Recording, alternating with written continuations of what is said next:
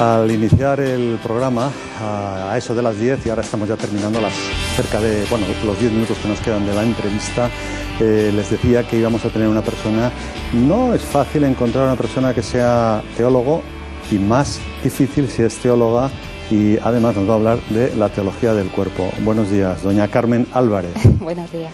Bueno, ella, les presento un poco, es nacida en Lillo, en Toledo, y podemos decir que desde el año 2001 es doctora en Teología Dogmática por la Universidad Pontificia Salesiana de Roma, con medalla honorífica de doctorado a la máxima calificación de su carrera. Como actividad docente, por citar alguna actividad, claro, no podemos decirlas aquí todas, diremos que es profesora en el Instituto de Teología Lumen Gentium de Granada, y, hablando en Madrid, profesora adjunta a cátedra en la Facultad de Teología de San Damaso.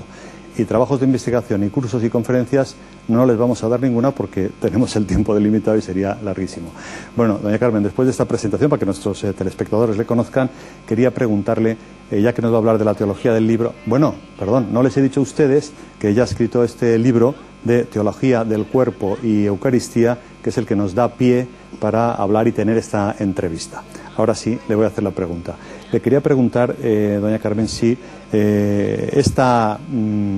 no sé si decir enseñanza que hemos tenido un poco todos de que el cuerpo, desde el punto de vista cara a la salvación y la vida eterna, es como lo malo y el alma es la buena, como que el cuerpo nos lo ha dado los padres y el alma nos lo ha dado Dios. Hay aquí un maniqueísmo platónico. ¿Esto es así? ¿El cuerpo es malo, el alma es buena? Hay que partir de la unidad del alma y el cuerpo, y el error de esta doctrina, de este planteamiento. de este planteamiento que nos han enseñado durante muchísimos años, incluso en círculos de tradición católica, pues parte de un error de fondo, y es separar en la persona el alma y el cuerpo.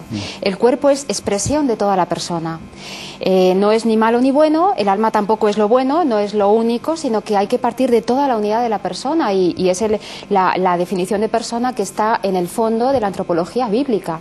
O sea que tenemos, ahora seguiremos hablando, el ser humano es cuerpo y alma unidos sustancialmente, ya que hablábamos de una tradición clásica. Claro, pero el cuerpo no es una losa, no es una carga, no es una cárcel, como decía la filosofía platónica, sino que el cuerpo es expresión de la persona. O sea, yo me expreso en mi cuerpo, en el rostro, en las manos, los gestos.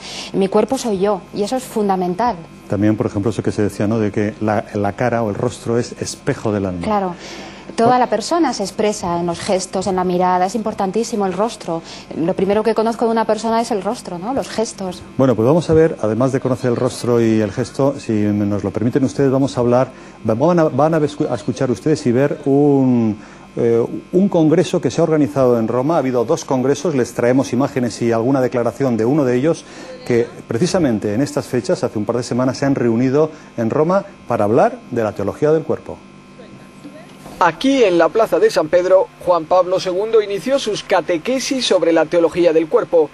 A lo largo de 129 catequesis, el Papa habló sobre el cuerpo en todas sus dimensiones, desde la física hasta la espiritual, teológica y cultural. Para muchos fue una sorpresa escuchar a un Papa hablar abiertamente sobre sexualidad. Desde el punto de vista cultural, hoy el cuerpo humano está muy reducido a una sola dimensión. Y el hombre en su corporeidad es pluridimensional. Entonces es un empobrecimiento. Juan Pablo II trata de recuperar toda esa riqueza del cuerpo humano. Durante un congreso en el Ateneo Pontificio Regina Apostolorum se analizó cómo las enseñanzas de Juan Pablo II ayudan a comprender el cuerpo humano, especialmente cuando se trata de respeto y responsabilidad. Mientras que mi cuerpo no es un objeto que yo poseo, soy yo mismo. Y por tanto no lo puedo de forma alguna objetivizar. De ahí que todos los actos que yo haga respecto a mi cuerpo, los hago respecto a mí mismo, a mi persona, porque no hay una distancia entre mi cuerpo y mi persona. Los ponentes hablaron sobre el concepto del amor y también de por qué Juan Pablo II se opuso al uso de anticonceptivos. Si se parte del acto, la perspectiva de que los niños podrían nacer a partir de este acto se convierte en una especie de gimnasia agradable. Pero no existe una fuerza mayor que una 2 destinos. Yo soy mi cuerpo y por eso tengo que ser responsable ante mis actos volitivos, ante mis actos corporales, somáticos y también espirituales. La teología de Juan Pablo II sobre el cuerpo se estudia desde los años 80. Al igual que grandes nombres de la literatura y el arte, los teólogos creen que sus enseñanzas en este campo serán importantísimas para las generaciones futuras.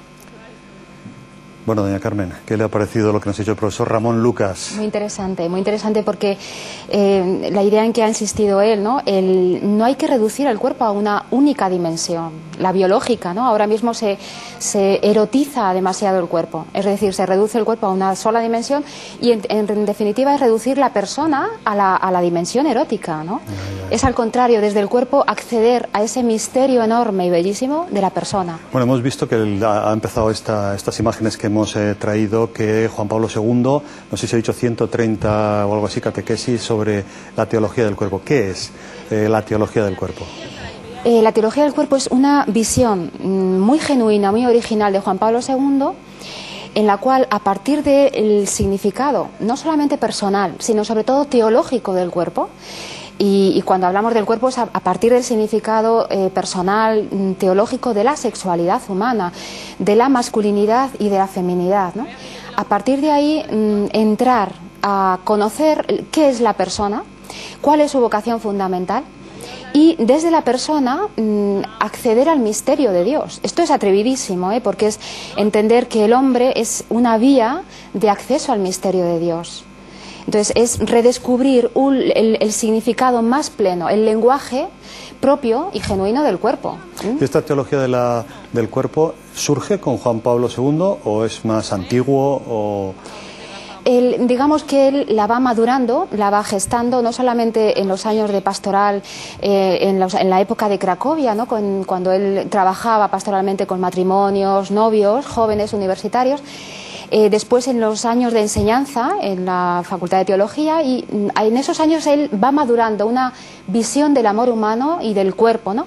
Él dice que en esos años aprendió a amar el amor humano, y eso que él va gestando a partir de la experiencia pastoral y académica, pues lo va sistematizando y da lugar a estos 6 ciclos de catequesis sobre la teología del cuerpo, que es prácticamente el primer acto de su pontificado.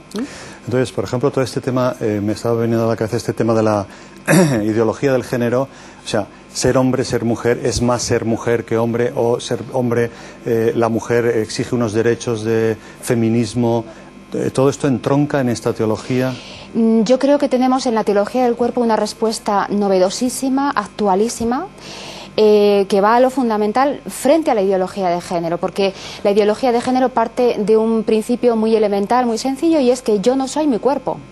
Con lo cual, con mi cuerpo puedo hacer lo que quiera. Es decir, yo tengo un cuerpo que hoy es masculino, mañana puede ser femenino, pero yo no soy mi cuerpo. O yo puedo abortar porque el cuerpo es mío, esta famosa y desgraciada frase de que nosotras parimos, nosotras decidimos, bueno, con perdón por el ejemplo, pero es así, entraría esto, entra. Que no somos cuerpo tampoco. Claro, o nos inventamos los derechos del cuerpo, como si no fueran los derechos de la persona, ¿no? El cuerpo tiene derecho a... Juan Pablo II va a la raíz de esta ideología errónea y dice: yo soy mi cuerpo me define como persona. Entonces, no es más importante ser varón o ser mujer, es importante que cada uno descubra cuál es el significado de la masculinidad, de la feminidad, y ahí realizarme como persona, encontrar ahí el significado pleno de mi persona. Bueno, quisiera tenemos muy poco tiempo porque parece que no, pero está pasando. Ha dicho usted que no es lo más importante ser hombre, ser mujer, tal. Usted entonces, como teóloga, no sé si toda esta tesis de que la mujer es sacerdote, que las mujeres sean sacerdotes, ¿esto usted lo reivindica o cómo lo tiene? Yo creo que la vocación de la mujer es mucho más... hay que redescubrirla, ¿no? Hay un argumento para mí básico que nos lo da la biología misma para explicar por qué la mujer tiene otra vocación distinta al sacerdocio ministerial, ¿no? La propia biología nos explica que en el acto conyugal el esposo se entrega saliendo de sí mismo y entrando en el otro. La mujer no es el sujeto pasivo, como tradicionalmente se ha dicho, sino que la mujer en el acto conyugal se entrega acogiendo en sí la donación del otro, del esposo. Este hacia y este en sí es importantísimo para entender la Eucaristía. Cuando el sacerdote dice esto es mi cuerpo que se entrega por vosotros, está representando sacramentalmente el acto de donación del esposo, que sale de sí mismo y entra